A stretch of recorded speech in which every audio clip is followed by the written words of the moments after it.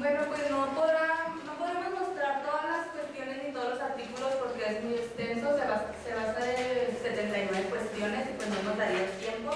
Así que decidimos resaltar pues las más importantes. Y vamos a empezar con el Tratado de la Fe. Santo Tomás nos comienza hablando de la suma, hablando de Dios y luego del hombre y de su destino. El hombre es un ser hambriento de felicidad que solo descansa en Dios. Tomás va a tratar de la búsqueda de la verdad y de la adhesión a la verdad, de la aceptación de la verdad, pues esta consiste en la felicidad del hombre.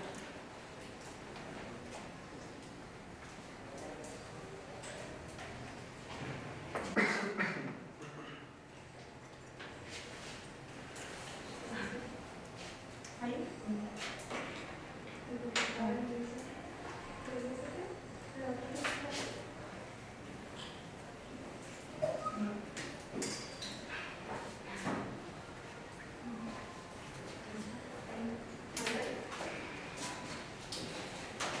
Bueno, el Tratado de la Fe lleva 16 cuestiones. La primera es el objeto de la fe, la segunda es sobre el acto interior de la fe, la tercera es el acto externo de la fe, la cuarta es la virtud de la fe en sí misma, la 5 es los que tienen fe, la 6 es la causa de la fe, los 7 es los efectos de la fe, el 8 es el don del entendimiento y de ciencia del entendimiento, el 9 es el don de la ciencia, el 10 es la infidelidad en general, el 11 es la herencia, el 12 es la apostasia, el 13 es de la blasfemia en general, el 14 es de la blasfemia contra el Espíritu Santo y la 15 es la ceguera de la mente y embotamiento del sentido. El 16 es de los preceptos sobre la fe, la ciencia y el entendimiento.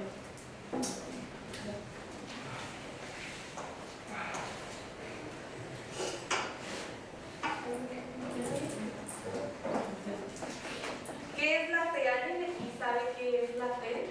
¿O ha escuchado hablar de ella? ¿Alguien? Bueno, perdón. Alexia Martínez, la fe es creer en algo que no lo has visto o que no sabes si es verdad. Bueno, la fe desde la perspectiva católica es una virtud teogral sobrenatural por la que motivos por la gracia asumimos como verdadero lo que Dios revela al hombre en su Hijo Jesús.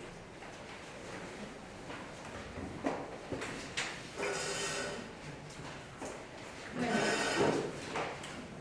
sí.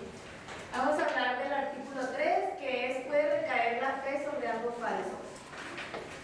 Santo Tomás comienza considerando el acto de creer y termina tratando el objeto de la fe.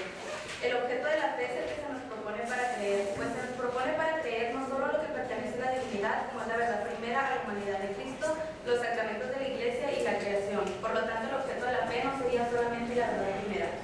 Las verdades que se refieren a la humanidad de Cristo y a los sacramentos de la Iglesia o cualquier criatura bajo la fe de Dios, le expresamos un asentamiento que es el nombre de la verdad divina. Y también vamos a hablar del artículo 5.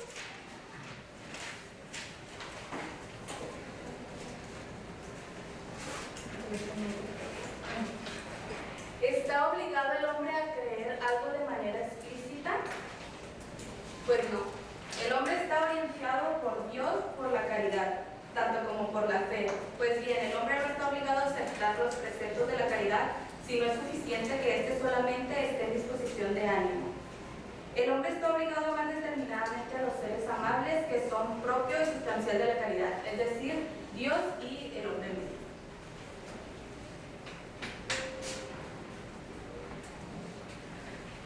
¿Es necesaria la confesión de la fe para la salvación? No, no es necesaria.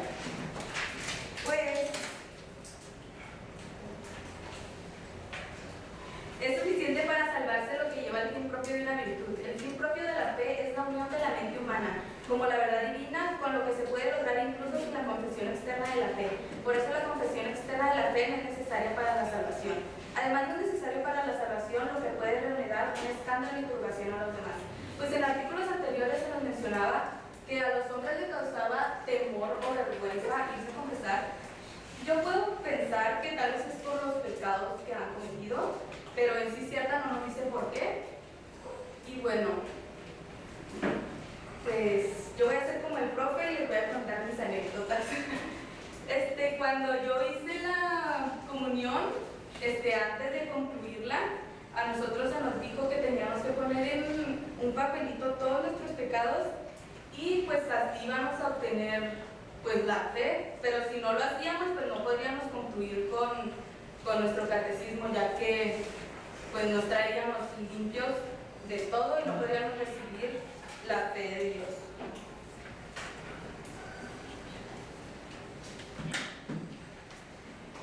¿Es pecado la infidelidad? No. Ser infiel no es un pecado, pero si tomamos la infidelidad en sentido negativo, como es el caso de quien jamás ha escuchado hablar de la fe, no es pecado sino más bien castigo, ya que es ignorancia de la realidad divina y que esta en consecuencia es un pecado del primer hombre. Más quienes son infieles por esa razón sufren en realidad el castigo por otros pecados que no se puede perdonar sin la fe, pero no por el pecado de la infidelidad. En mi clase de introducción al derecho, un profe nos mencionaba que los musulmanes, pues para ellos sí era un pecado muy grande ser infiel, incluso los golpeaban o en su peor caso los mataban. Y pues podemos observar que pues para Santo Tomás de Aquino no es un pecado, pero para muchos sí lo es. Artículo 8. ¿Se debe forzar a los infieles a abrazar la fe? La voluntad no puede ser coaccionada, porque el siguiente no parece que se deba forzar a los infieles a creer. Entre los infieles hay quienes nunca se aceptaron la fe, como son los gentiles y los judíos. A estos en cierta forma no podemos obligarlos a creer, ya que creer es un acto de voluntad.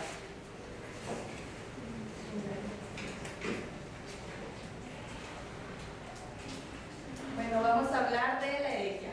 ¿Qué es la herejía? La herejía viene del vocablo griego y significa elección, es decir, que cada uno elige la disciplina que considere mejor.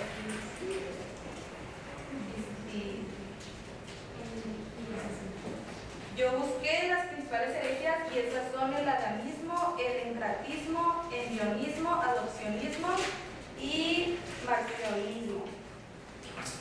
¿Es la herejía una especie de infidelidad? No, no es una especie de infidelidad. Pues la infidelidad afecta al entendimiento y por lo que parece la herejía no afecta al entendimiento, sino más bien a la potencia objetiva. El fin de la herejía es la utilidad temporal y sobre todo el principiado y la gloria que pertenece a la soberbia o a la codicia.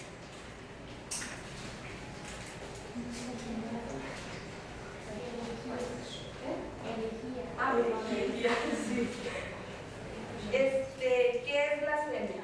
Blasfemar es proferir de palabras de ultraje u otros insultos en injuria al Creador. Esto corresponde más bien al odio de Dios que a la infidelidad. Se opone la blasfemia a la confesión de la fe. La blasfemia no solamente se da en contra de Dios, sino también en contra de las criaturas. La fe, en cambio, solamente tiene por objeto a Dios. Por eso mismo la blasfemia no se opone a la confesión de la fe, pues se deduce que la blasfemia pertenece a la infidelidad.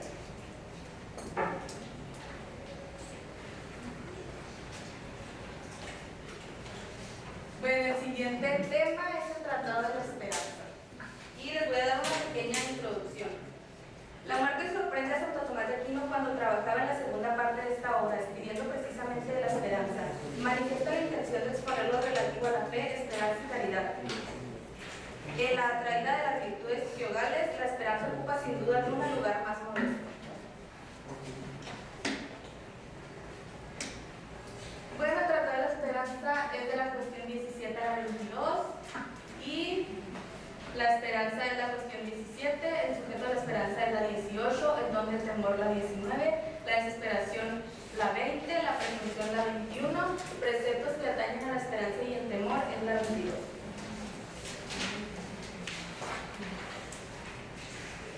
Bueno, ¿es virtud teogal la esperanza? La virtud teogal no consiste en un medio entre dos vicios, pero la esperanza consiste en un medio entre la presunción y la desesperación. Por lo tanto, la esperanza no puede ser una virtud teogal. Procede la esperanza de la fe. La esperanza es la puerta de la fe, el principio de la salvación. La fe procede en absoluto de la esperanza. El objeto de la esperanza es efectivamente un bien futuro, arduo y asequible. Por lo tanto, para esperar algo preciso, que la esperanza le sea presentado como un objeto posible.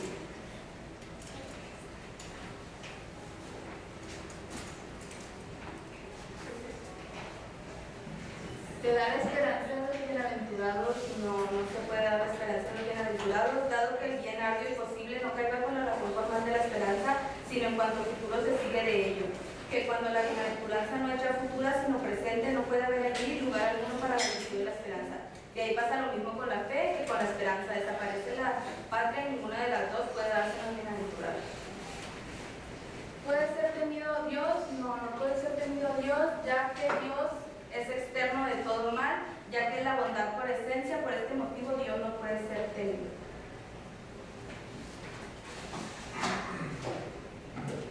Bueno, aquí están las distintas clases de temor. La primera es psicológicamente, que es según el objeto por relación al que teme, y luego seguimos con moralmente, que es la fisiológicamente por relación a la razón que formula, la hicológicamente, que es respecto a Dios, y modernando y inmodernando, mundo o humano, divino, servil, que puramente servil, filia, casto o reverencia. También está el interno y el externo. El interno es correlativo al amor natural por la propia conservación natural o intuitivo. No natural o advertencia, físico, temor del trabajo, pereza. Y en él también está la moral, que es por padecer el próximo, padecido, que es la vergüenza, y el genérico, que es el rubor. También en el externo es por la caridad, por la cualidad, según el acto del terror imprevisto y según la potencia de ansiedad.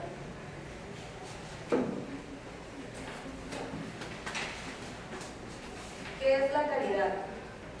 Santo Tomás nos dice que la caridad es una forma de amistad que estudia la realidad ontológica como forma creada y depone su naturaleza moral, es decir, una verdad distinta a los demás. Pues la caridad es dar sin esperar nada a cambio. Y la caridad es una virtud.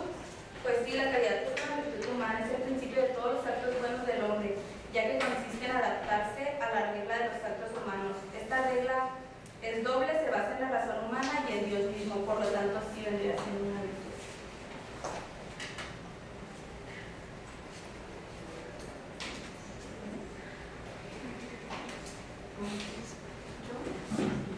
Bueno, yo voy a dar cuenta de toda la caridad. No vamos a hablar de todas las cuestiones, porque son bastantes, pero voy a empezar yo con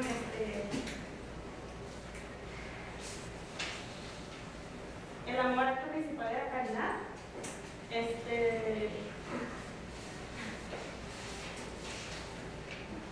No sé si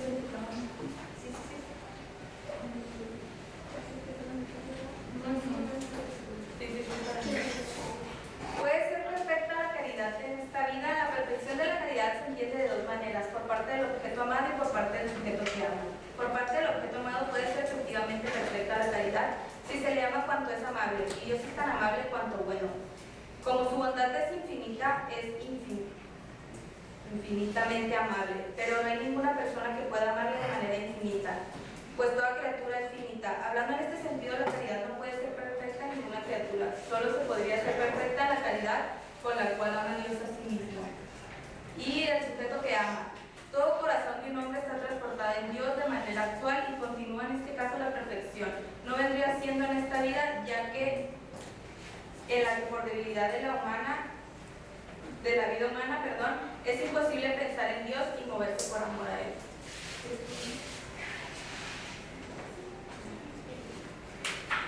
Yo hablaré del amor, acto principal de la caridad.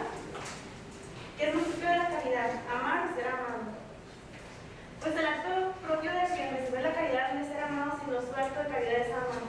Por ejemplo, tú me amas a mí, pero no necesariamente tú me tienes que amar a mí para que yo te pueda amar a ti. ¿Sí me voy a explicar? ¿No?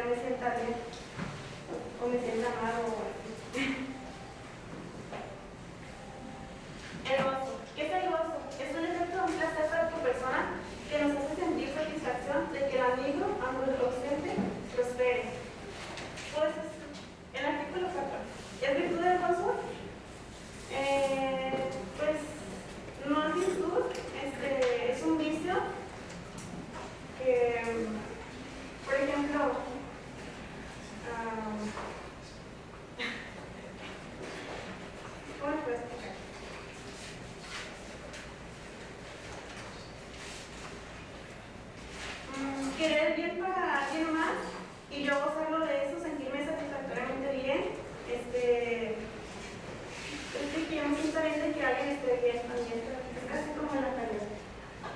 Se dice que no es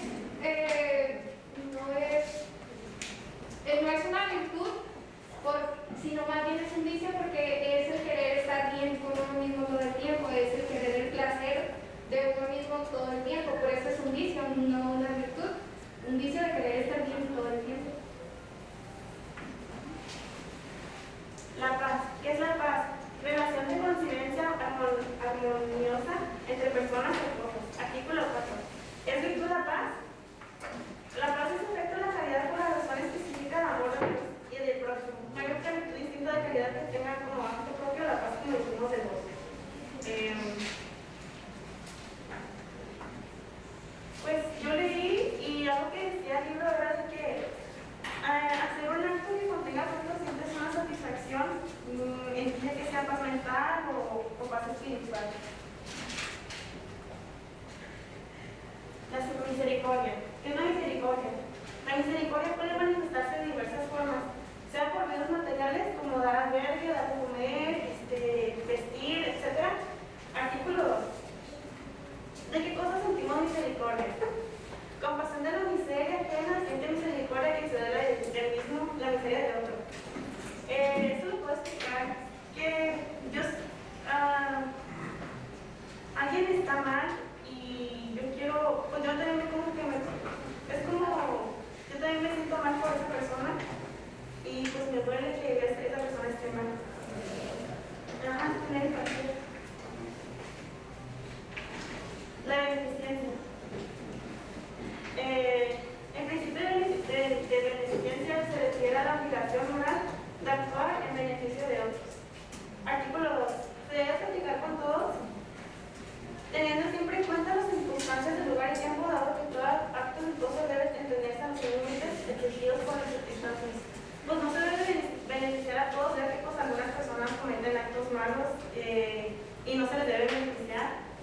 O, por ejemplo, a un ladrón no se le debe beneficiar, al contrario, se le debe dar un castigo por haber hecho eso. La corrección paterna.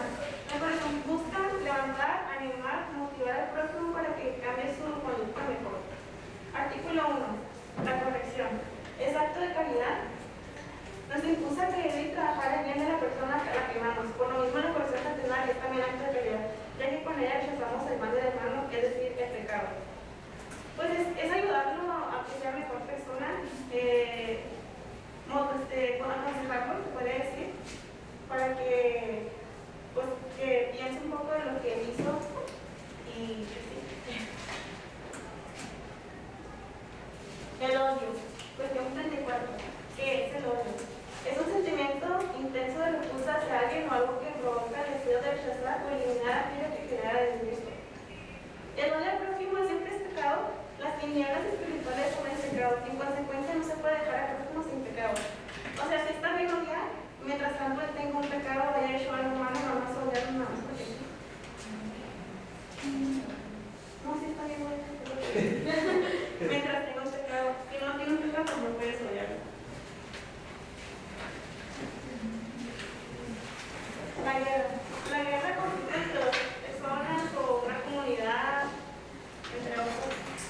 Artículo 1. Se requiere que sea recta la intención de los continentes, es decir, una intención encaminada a promover el bien o evitar el mal. Pues sí está bien hacer guerra, mientras tanto sea para defenderse o...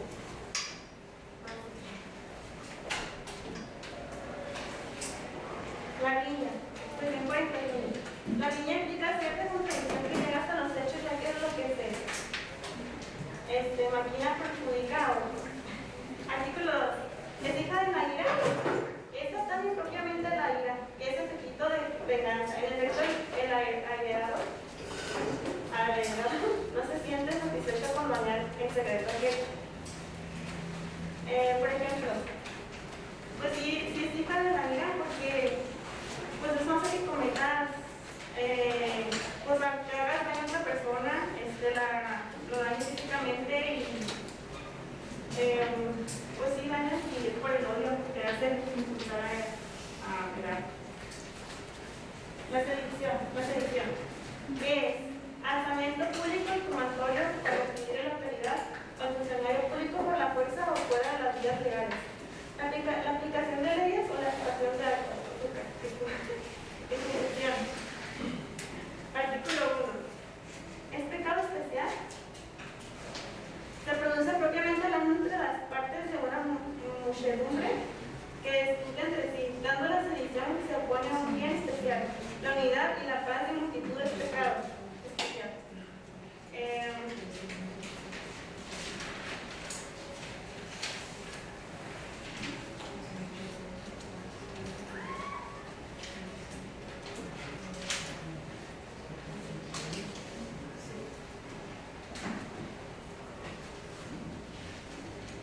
El escándalo.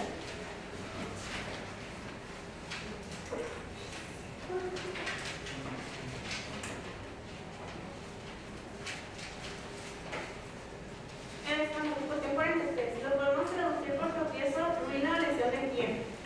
Sucede el efecto que en el camino material se pone a veces un obstáculo y quien tropieza en él es el que corre el riesgo de caer en un obstáculo.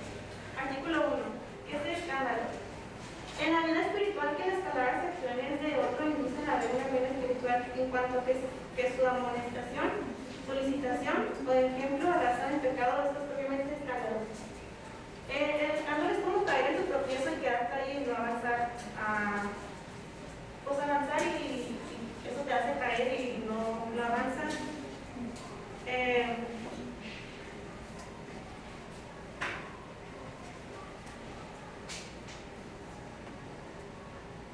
¿Dónde la sabiduría? Cuestión 45. La sabiduría, como no tiene su causa de voluntad, es decir, la caridad, su esencia radica en el entendimiento y cuidar pues juzgar rectamente. Artículo 2. ¿Radica la sabiduría en el entendimiento? Radica en el entendimiento y cuidar pues juzgar rectamente. Sí, porque pues te hace razonar y hablas con cierta razón y esa pues hablas con sabiduría y haces entender a las personas. Necedad. Cuestión 46. La necedad se caracteriza por su ignorancia y por actuar de manera descartada. Artículo 1. La necedad se opone a la sabiduría. Es evidente que la necedad se opone a la sabiduría como su contrario a la fatuidad como negación pura. Pues sí pues no es igual que se opone a la sabiduría porque tú eres necio aferrándote a algo de una manera molesta y pues no lo dices de una manera bien. Tratado de la prudencia. Es una virtud y la virtud es la gracia con el sujeto que la posee y a sus actos. Santo Tomás demuestra que la prudencia no impone a las virtudes morales, sino que dispone de los mejores medios para alcanzar dicho fin. Durante todo el Antiguo Testamento muchas cuestiones, pero no vamos a hablar de algunas. El nombre y consejo. Cuestión 52. Nos referimos a él como aquella capacidad que Dios nos da para poder consultar a otras personas. Artículo 12. Responde el nombre y consejo a la virtud de la prudencia. Implica rectitud de la razón, es perfeccionada y ayuda al máximo cuando es regulada y movida por el Espíritu Santo. Y esto es propio del don del consejo, como hemos dicho, en consecuencia, el don del consejo corresponde a la prudencia, ayudándole y perfeccionándole. Pues es que da ánimo, ayudar a la persona a pensar de lo que ha hecho y pues que esa persona pues piense un poco sus actos y ayudarlo. La imprudencia. Cuestión 53. La imprudencia puede darse por privación o por contrariedad. Es actuar de manera peligrosa. La imprudencia es pecado especial. La recta razón del prudente actuar aconsejándolo. El imprudente, en cambio, desprecia el consejo y lo mismo de los demás, elementos a tener en cuenta en lo específico de la prudencia. Tomada en este sentido, la imprudencia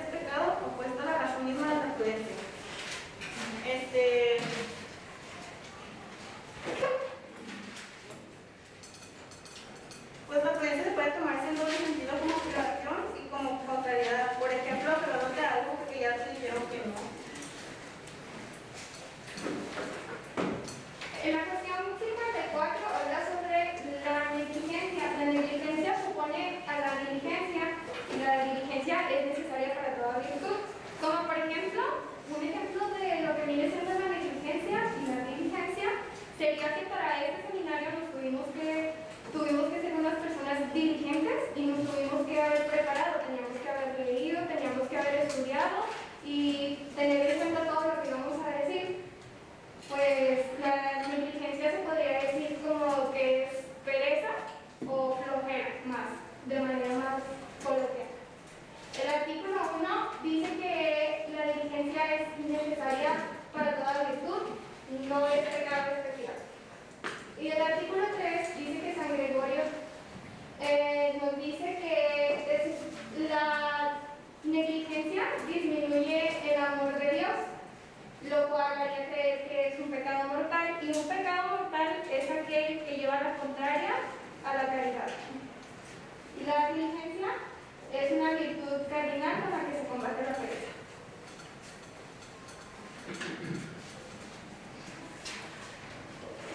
Vicios opuestos a la prudencia son la prudencia de la carne, como artículo 1 y 2, el artículo 3, si es pecado especial la astucia, y el artículo 8, si nacen de la avaricia, esto sí. Ok, ¿alguien tiene alguna idea de lo que es el pecado de la carne? ¿Sin leerlo? ¿Alguna vez han oído de él? Bueno, el pecado de la carne es la prudencia más noble de las virtudes morales. La prudencia se entiende como que es promover los bienes carnales como el fin último de la vida.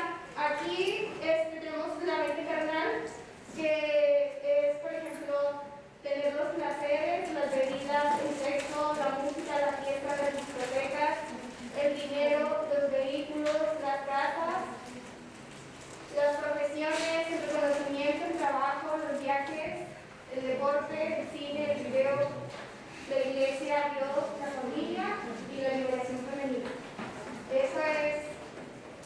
Esto forma parte de la prudencia de la carne. Tengo una duda. Dices que es un pecado, pero ¿por qué ahí está lo de Dios e iglesia o liberación femenina? Porque hay gente que no toma,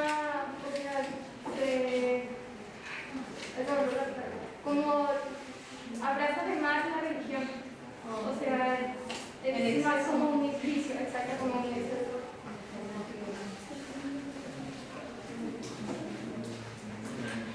En el artículo 3 es pecado especial la astucia. La astucia se considera un pecado según si se hace para un fin bueno o para un fin malo. Si se hace para un fin bueno, pues no parece que sea un pecado. En cambio, si se hace para un fin malo, parece que pertenece a la prudencia de la carne. Porque puede ser en que se aplica la astucia, por ejemplo, en el fraude y en el engaño. Se necesita ser una persona astuta para llevar a cabo pues, el fraude y el engaño, y pues eso no es correcto.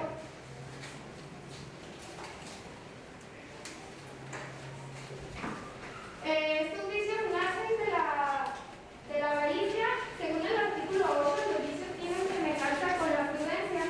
Se presenta el fraude como hijo de la avaricia, la prudencia de la carne y la astucia, juntamente con el engaño y el fraude. Tienen alguna semejanza con la prudencia, ya que van con el hijo de la razón.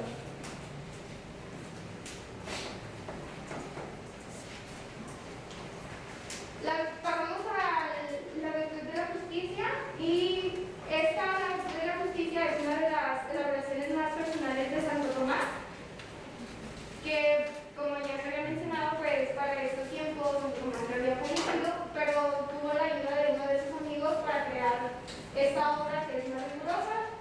Se apoyó de la teoría de Aristóteles del seminario pasado. Para crear. El derecho es el objeto de la justicia. Objeciones por las que parece que el derecho no es objeto de la justicia. El derecho es el arte de lo bueno y lo equitativo. Ahora bien, el arte no es objeto de la justicia.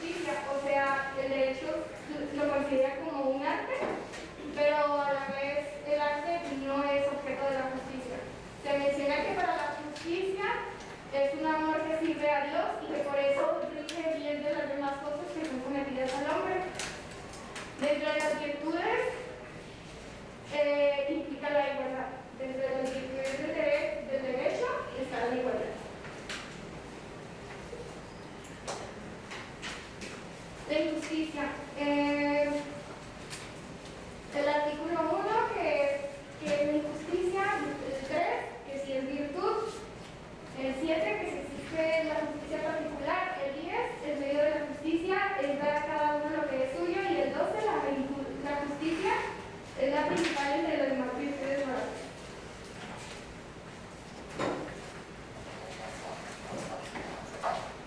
Para la injusticia, todo pecado es iniquidad. Iniquidad parece ser igual a la injusticia.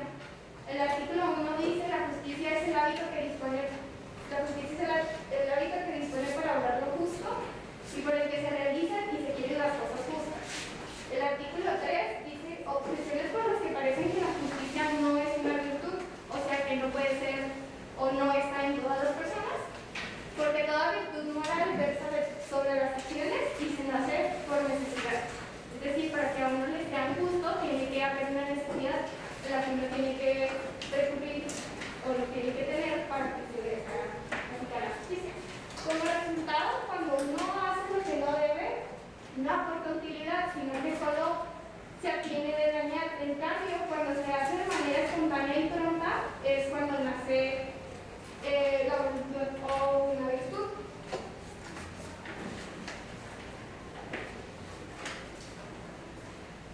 En el artículo 7, la justicia legal ordena al hombre en aquellas cosas que se relacionan como el bien común, o por eso es oportuno que haya una justicia particular que ordene los juicios. El artículo 10 es un medio objetivo, es medio también de la razón. En este objetivo es también medio de razón y por lo tanto la justicia se halla salvo de la virtud moral.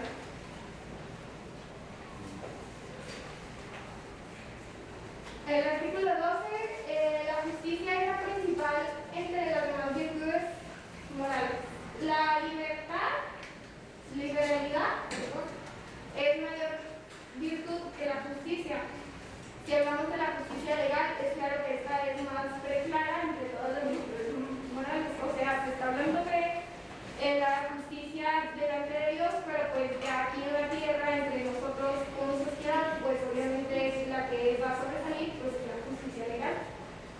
Como resultado, hay que decir que aunque la liberación de lo suyo, sin embargo, en cuanto se considera que es propia de la virtud, la justicia da lo suyo, que ya se considera un bien común. O sea, cuando ya se cumple la justicia, pues ya es un bien común.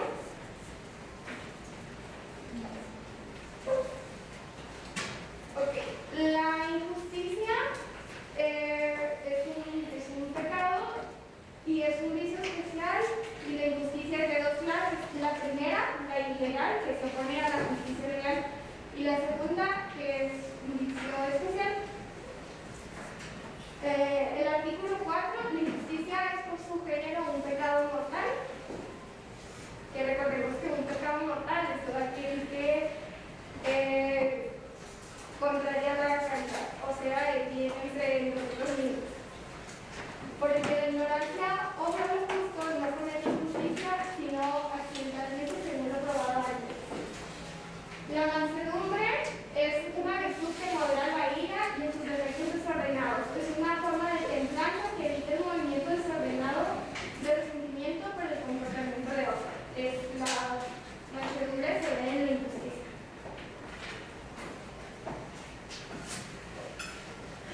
El juicio. Artículo 1. El juicio es el acto de la justicia. Cada virtud corresponde, el juicio recto tiene su propia materia por el que el hombre es virtuoso en regla y medida de cada cosa. Para un juicio se requieren de dos condiciones.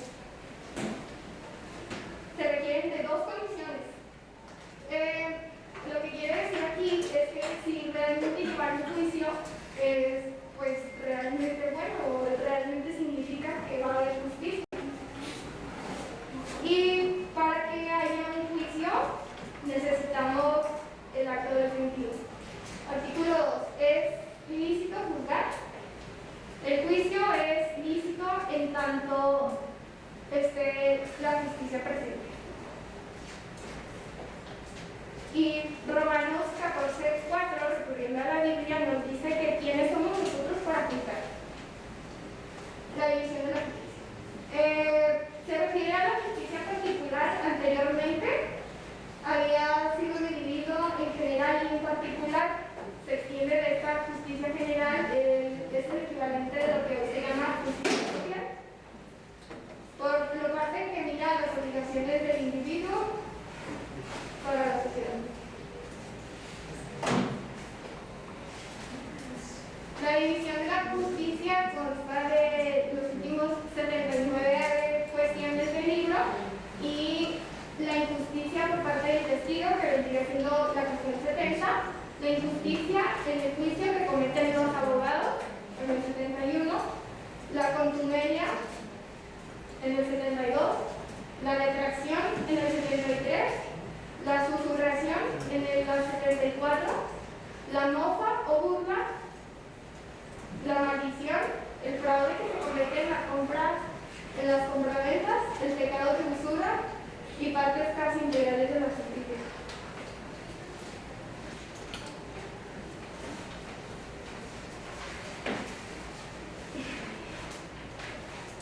La restitución 52 no es otra cosa que poner de nuevo a cada uno en posesión o dominio de lo suyo. Por ejemplo, un robo y que se te regresa lo que se te ha sido robado y no pertenece a ningún tipo de justicia.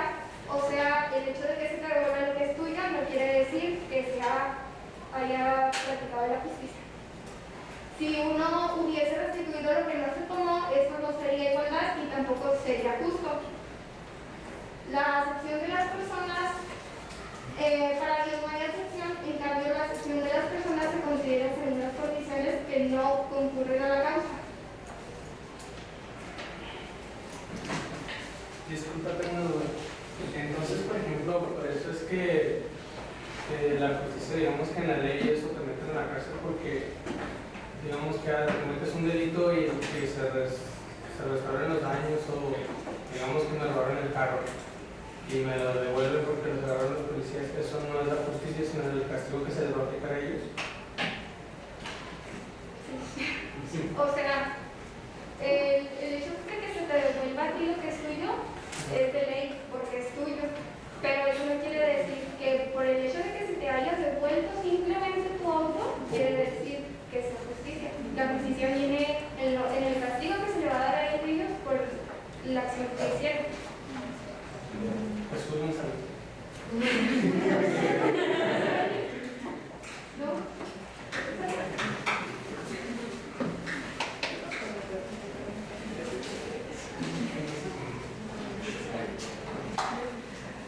El homicidio. El homicidio es el artículo 54 y dice si es ilícito matar a cualquier ser viviente. Es ilícito matar a los pecadores, la justicia humana debe conformarse de justicia divina y es ilícito suicidarse. Ok, bueno, el primero, si es ilícito matar a cualquier ser viviente, se hace simplemente referencia con los animales y las plantas. O sea, yo tengo una granja y para que mis animales sigan viviendo, pues necesitan comer pasto, necesitan comer hierbas. Entonces, las hierbas, empezamos desde que las hierbas son seres vivientes y los animales también son seres vivientes. Entonces, para que la típica cadena alimenticia, los animales comen al pasto, pero eso no quiere decir, según el libro, que quiere decir que sea homicidio y que sea malo, o sea, porque es parte de la cadena alimenticia. Es ilícito matar a los pecadores. La justicia humana se debe conformar de justicia divina. Se dice que pues nosotros, muchos hemos escuchado que nos dicen que quiénes somos nosotros para juzgar. Entonces, debido a eso se dice que pues nosotros no somos quienes para juzgar, ni mucho menos para matar y decidir qué ser, a pesar de sus pecados, va a vivir o no va a vivir. De eso pues se encarga Dios. ¿Es ilícito a ellos suicidarse? Según sí es ilícito suicidarse, ya que pues uno no se puede acabar con la vida de uno mismo, y es ilícito por las siguientes tres razones. Por la número uno, porque todo ser se debe amar a sí mismo naturalmente. El número dos, porque cada parte pertenece al todo y una forma parte de la comunidad. O sea, que aunque parezcamos que, digamos, pues si yo me suicido, yo no le voy a hacer falta a nadie, pues no sabemos realmente, eso quiere decir que no porque yo necesite, porque crea que yo no le voy a hacer falta a nadie, quiere decir que sea cierto, sino que yo formo parte de un todo, y ese todo, pues todo, ¿no? Entonces, por esa parte, sí. Y la tercera es porque la vida es un don divino, por lo tanto, quien priva o no priva, quien decide si vivimos o no vivimos, no somos nosotros mismos, ni la otra persona, ni tú, sino Dios. Carla Valenzuela, dijiste al principio que estaba justificado matar a alguien si era pecado y no dijiste que no, que siempre se encargaba a Dios, entonces ya no me quedó claro. No. Hablamos nomás de los seres vivos, como son las plantas y los animales, pero no de una persona. Enrique García, no, yo también tengo una duda con la 2 que decía, ¿sí que le puedo regresar? Que dice, ¿es ilícito matar a los pecadores? Y luego, no sé si eso sea la respuesta o es otra cuestión, porque si la justicia divina debe conformarse de justicia divina. Sí, o sea, lo que quiere decir es que, por ejemplo, hay en Estados Unidos que tengan la pena de muerte, eso quiere decir que pues obviamente es un pecado y no es correcto, porque el que se debe de encargar de quitar o dejarle la vida es Dios, no nosotros como humanos. Aunque esa no es la respuesta. Sí, o sea, tú no eres quien para quitarle la vida, de eso se encarga Dios. Tú nomás te vas a encargar de darle lo que merece, o sea, si es privarle de la libertad o no. Diego, creo que más, o sea, como complementando tu pregunta sería, o sea, ¿a qué se refiere? ¿De qué forma la justicia divina complementa a la justicia humana? O sea, al final de cuentas es como, o sea, Dios es el que escoge, pero el humano es el que pone en práctica, o a qué se refiere?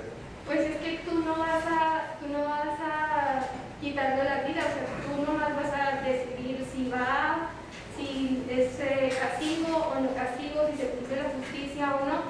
Ya él como persona, él decide si pone en práctica las confesiones o todo eso. ¿Sí me entiendes? María García, en el libro hay alguna mención al concepto de ser viviente en sí, porque, no sé, me parece algo no coherente matar a cualquier ser viviente. ¿Cómo matas a alguien que no está vivo? Si dice ser viviente, uno entiende que ser viviente pues también formamos parte de los humanos, pero sí menciona que las plantas, los animales, y uno entiende que nomás hace referencia a todas esas cosas, porque después habla de los pecadores, y como pecadores pues somos nosotros nomás.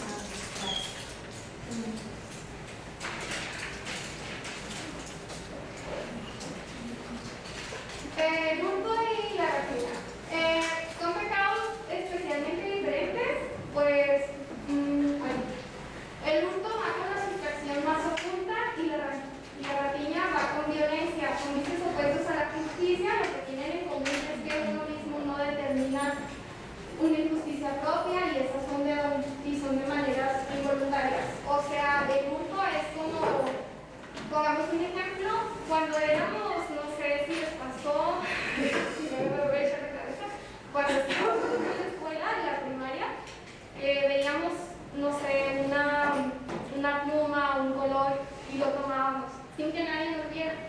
O sea,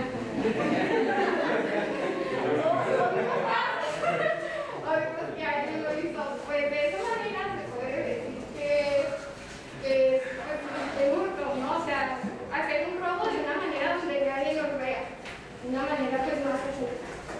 Y la rapiña pues es con violencia, con golpes, con groserías, todo eso. ¿El hurto es pecado mortal?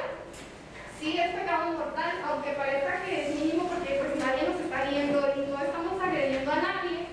Es un pecado mortal porque se contrapone a la caridad y consiste principalmente en el amor de Dios. O sea, el hecho de que te robes aquí en privado, pues se contrapone a la caridad y pues no dejas ver el tu amor a Dios. Y pues secundariamente el amor al prójimo, o sea, pues está probando, ¿cómo vas a decir que amas al prójimo si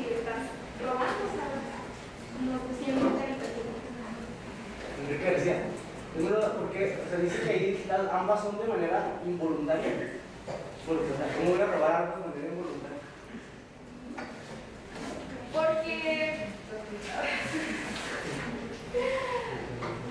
Porque de alguna manera, pues tú, o sea, tú como persona, o sea, digamos, si tú eres la víctima, lo estás haciendo, o sea, es involuntario, ¿verdad? O sea, parece obvio, pero tú como siendo la víctima, digamos, él te robó a ti, pues no estás esperando que él te robe a ti, entonces pues es de manera involuntaria y porque pues, obviamente no te va a dejar.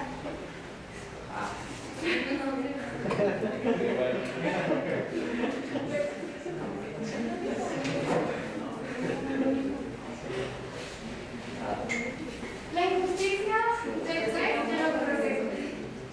El artículo 2 dice, es lícito pues, juzgar contra la verdad que se conoce, aunque lo haga basándose en las pruebas aducidas en contrario. El juez debe informarse al juzgar, ya no según como lo conoce como persona particular. Pues aquí quiere decir que no porque no porque el juez le vea la cara de malandro, pues sería juzgarlo, ¿verdad? Quiere decir que esa persona realmente será pues la culpable, sino que tiene que informarse, tiene que tener unas pruebas para poder decir que realmente es culpable. El 70, la injusticia por parte del testigo. ¿El hombre está obligado a prestar el testimonio? No. No podemos ser obligados a prestar nuestro testimonio en causa de una pena. Aunque parezca que nuestro testimonio puede salvar a una persona o así, pues no estamos obligados ante Dios, o sea, Dios no lo va a considerar un pecado si tú no prestas tu testimonio para salvar a la otra persona, o sea, queda más como en tu pensamiento, pero no estás obligado, o sea, si tú no quieres hacerlo, ya sea por miedo, porque no quieres, por vergüenza, o pues no, que si lo pensamos pues vamos a decir, pues qué mala onda, ¿no? Porque no da su testimonio, pero no estamos obligados. ¿Y qué pasa con eso de ayudar al prójimo? O sea, dice que no te olvida, pero que dice también que tienes que ayudar. Pues es que van más de las cuestiones de cada quien. O sea, Dios dice que tienes que amar al prójimo y tienes que ayudarlo, pero no estás obligado. O sea, tú tendrás tus razones y si después te sientes mal o te sientes bien por no haber prestado tu testimonio, es tuyo. El hijo de Dios, digamos. Voy a anotar eso.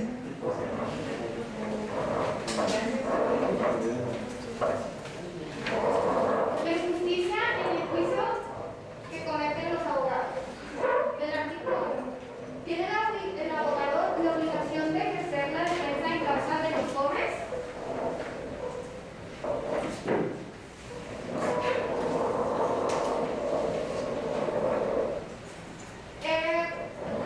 No. Aunque seamos abogados y estamos para hacer el bien, eso no quiere decir que estamos obligados a ayudar a quienes más lo necesitan por caridad, ya que se contradice de alguna manera, pues ya que nuestra inteligencia está para ser compartida, pero a la vez no estamos obligados a compartir nuestra inteligencia. Entonces, nadie está obligado a esconder el talento confiado, es decir, pues nosotros como abogados pues no estamos obligados a trabajar en algún caso, ¿no? En cambio, está el hecho de que no es menor la necesidad, el hombre no tiene obligación de buscar al mundo por su correcto. O sea, el hecho de que sepamos qué hacer en cierto caso no quiere decir que vamos a andar por el mundo buscando a ver quién necesita nuestra ayuda, ¿no? O sea, digamos, yo soy muy buena para poner pensiones alimenticias, pero yo no voy a andar por el mundo ahí viendo a ver quién quiere una pensión alimenticia. El artículo 3. ¿Sé que el abogado si defiende una causa injusta? Pues sí, porque dar socorro a un malvado, por eso te mereces la ira del Señor. O sea, el hecho de ayudar a alguien hace que te gane de cierta manera la ira del Señor. García, ¿qué opinan ustedes con respecto a hoy en día respecto a ese artículo, el tercero? De defender algo, defender a alguien por de una causa injusta, está mal. Mira, yo te puedo decir Personalmente, ¿verdad? sí, que, o sea, pues trabajo es trabajo. Y suena a lo mejor muy feo, pero uno no vive de la gracia de Dios. ¿Eso fue? Bueno, pues igual, ¿no? Trabajo es trabajo y pues igual, pues con eso ganan, ¿no? Y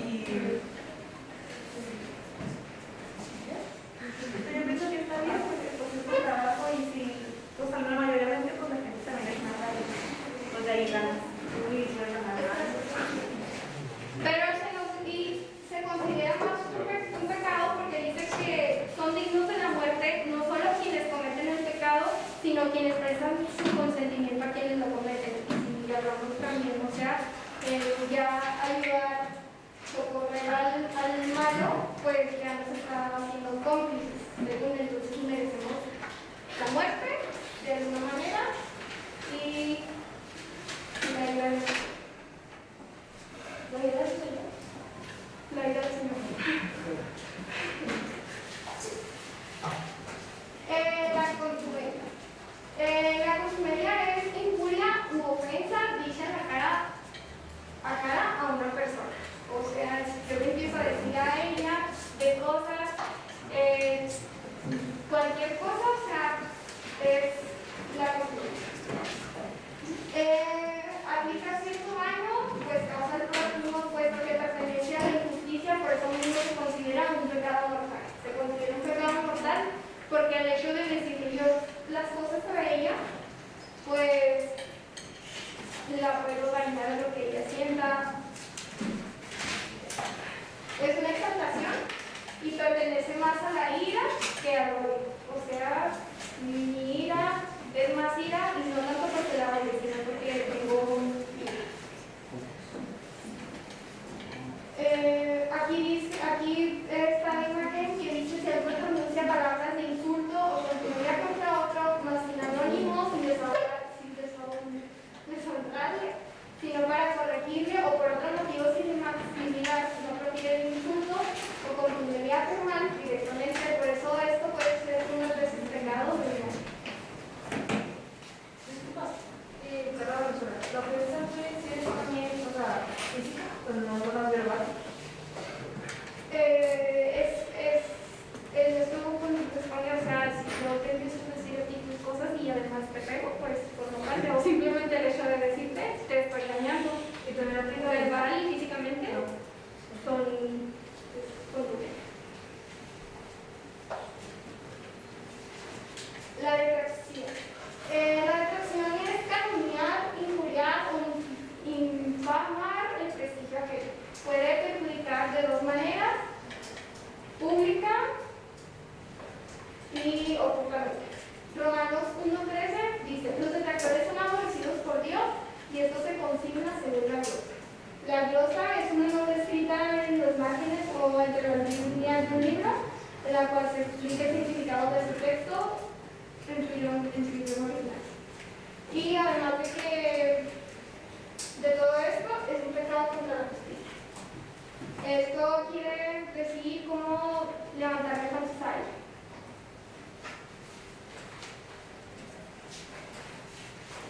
La susurración. El susurrador toma este nombre del sonido de la voz porque difamar no habla a la voz de alguien, sino al oído.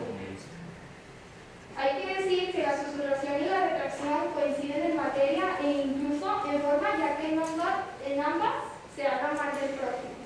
El pecado contra el prójimo es tanto más grave en cuanto sea el daño. Se dice que los susurradores son los que siembran la discordia entre los amigos. Se niega o se disminuye lo que no del otro. O sea, los chismes, ¿no? si ellas son amigas y yo le empiezo a decir a una de la otra cosas malas, pero la otra no sabe, estamos cometiendo la susurración y van a tener problemas entre ellas porque pues estoy hablando mal de ellas, de una de la otra. Y Romanos 12:14 dice bendecir y no maldigáis.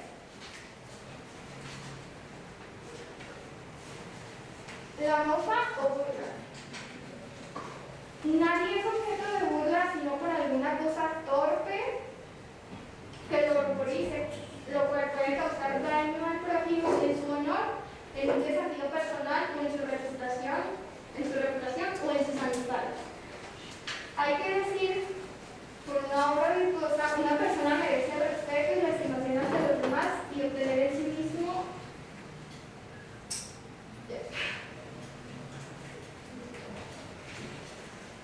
aunque la burla nace de la manera de juego, también es llamada irrisión, pero la irrisión, pues, mofa y burla son la misma palabra, pero mofa, pues, es una palabra que no es tan común, en cambio burla, pues, creo que todos hemos oído la palabra burla, también puede ser irrisión, y la irrisión es eso mismo, la irrisión es cuando se hace una burla hacia una persona con el fin de realmente dañarlo.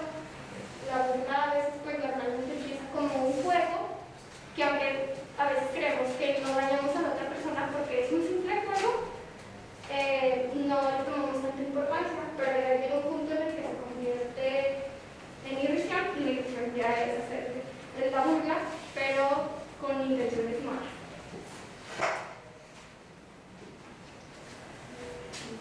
La maldición. No se puede con la misma boca maldecir al hombre y bendecir a Dios. El que maldice a alguien parece que le desea un mal, ya sea de culpa o de él. Como ejemplo, tenemos a Eliseo. La historia de Eliseo en la Biblia cuenta que era un servidor de Jesús. Él era una persona que no tenía cabello, era una persona calva. Y se decía que las personas que no tenían cabello eran porque eran personas que no tenían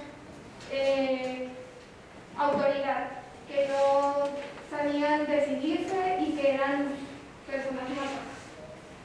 Entonces, según lo que cuenta la Biblia, es que Eliseo estaba caminando y en esto aparecen dos niños y se empiezan a burlar de él.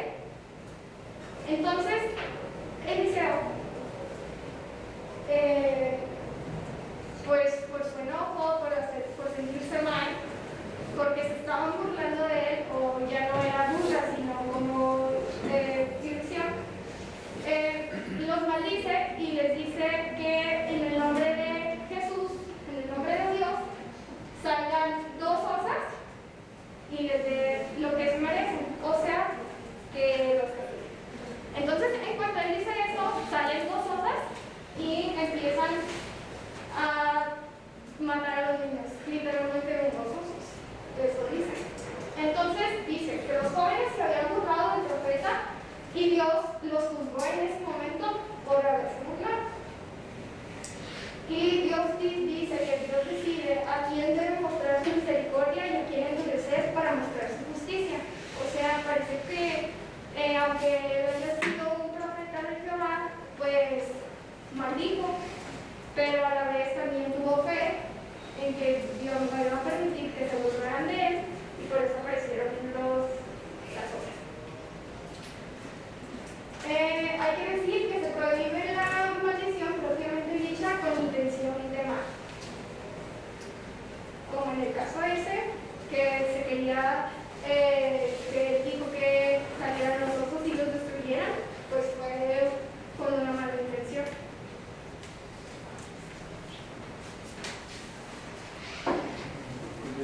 El fraude que se comete en las compraventas.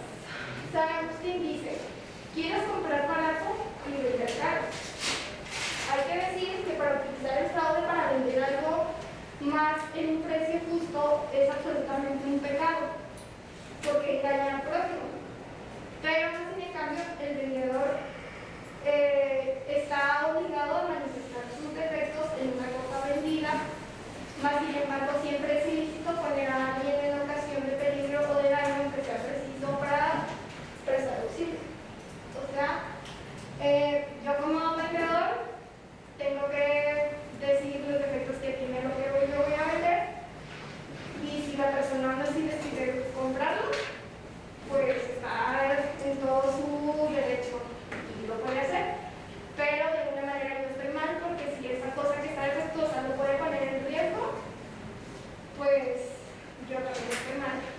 estoy haciendo un correcto.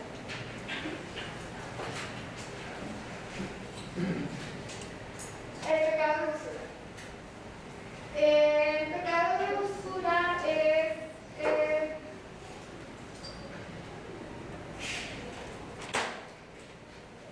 cuando se tiene un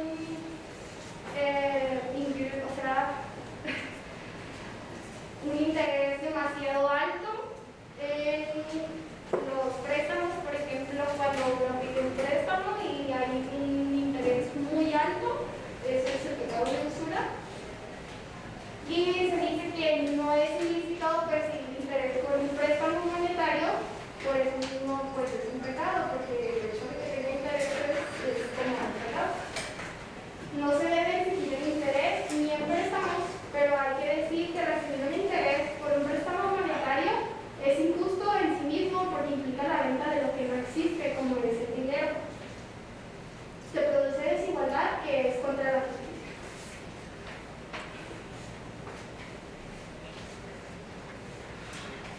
Ya para finalizar, partes casi integrales de la justicia. El artículo 1 dice evitar el mal y hacer el bien son partes de la justicia. A cualquier virtud le es propio hacer obras buenas y evitar las malas. Luego, evitar el mal y practicar el bien no debe señalarse de la justicia como una virtud especial. Pues aquí no debes de sentirte ni andar presumiendo que eres una persona buena porque es lo que te corresponde. O sea, tienes que ser una buena persona y eso no te hace especial. En cambio, Agustín declara que pertenece a la justicia de la ley de evitar hacer el bien y el mal. Hay que decir que si hablamos de lo bueno y lo malo en sentido general, hacer el bien y evitar el mal pertenece a una